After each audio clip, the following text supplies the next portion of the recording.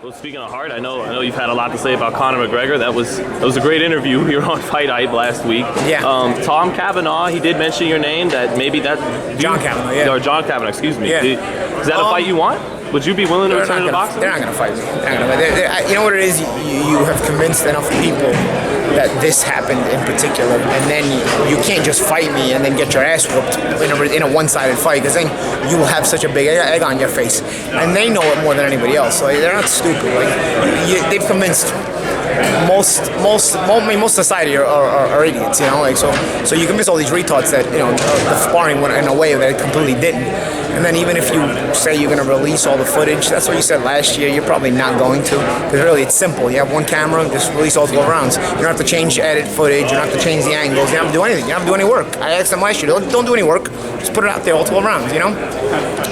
And that's me coming off a plane, it's me out of shape, right in the gym, right in the ring, him 3 weeks, 4 weeks from a fight. And judge it for yourself. If that's how it looked under those circumstances, what would Paul even in a 1-month training camp do? You know what I'm saying? You would have got the shit beat out of him all over the place even before the Mayweather fight happened if I stayed in that camp. But it was ridiculous circumstances to stay. You know, what was going on and everything.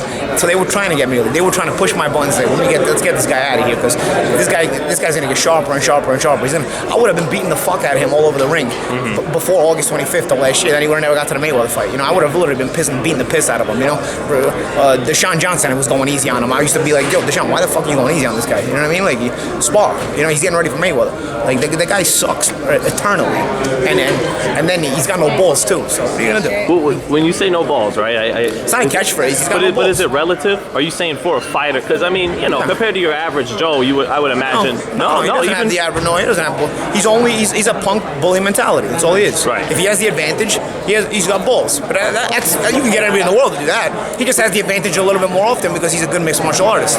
So he's gay.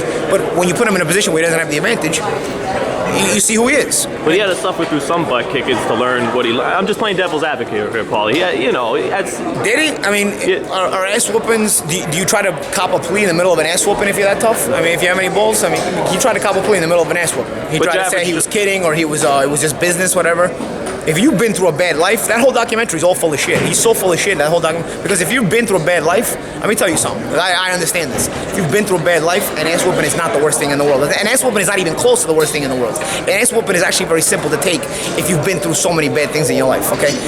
For somebody who's been spoiled and had things their way, then an ass whooping may seem like it's the worst thing in the world. But an ass whooping, going through an ass whooping is not even close to the worst thing in the world. So if you take an ass whooping and you are trying to cop pleas and you can't figure out anything worse than trying to cop your way out of it or quitting, you are a bitch-made guy. And you didn't go through anything suffering. You didn't go through anything hard in your life.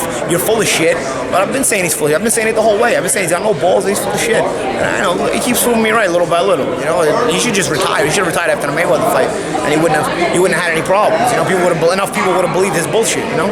It's a good example of how to be like Conor, but back it up when the time comes to have the balls, is like Benavidez last week, because he talked a lot. Yeah, but then you don't have to win. Yeah, you don't have to win. Yeah. It's about being a man and being a fighter. You know, it's not about winning and losing all the time. It's about winning. Listen, winning and losing is the most important thing, but it's about the way you go out too.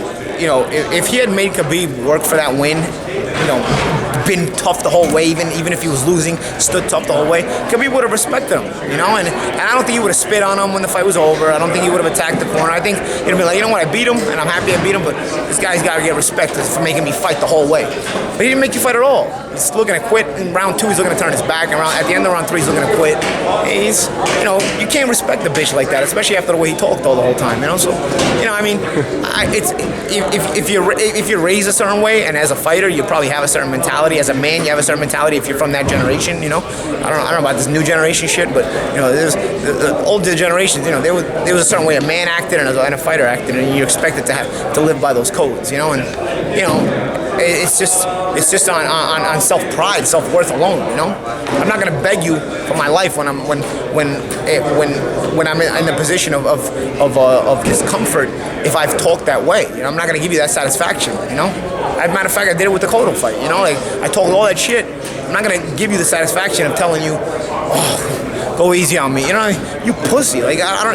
It didn't even cross my mind. You know what I'm saying? Like I have too much pride. There's too much pride for that. Forget about the props. Forget about anything. Right. It's not about winning, losing. Go out like a man, and you know what? You'll get your respect. That's why Arturo Gatti was so loved. You know, because no matter what, he lost plenty, but he went out like a man every time. People love that.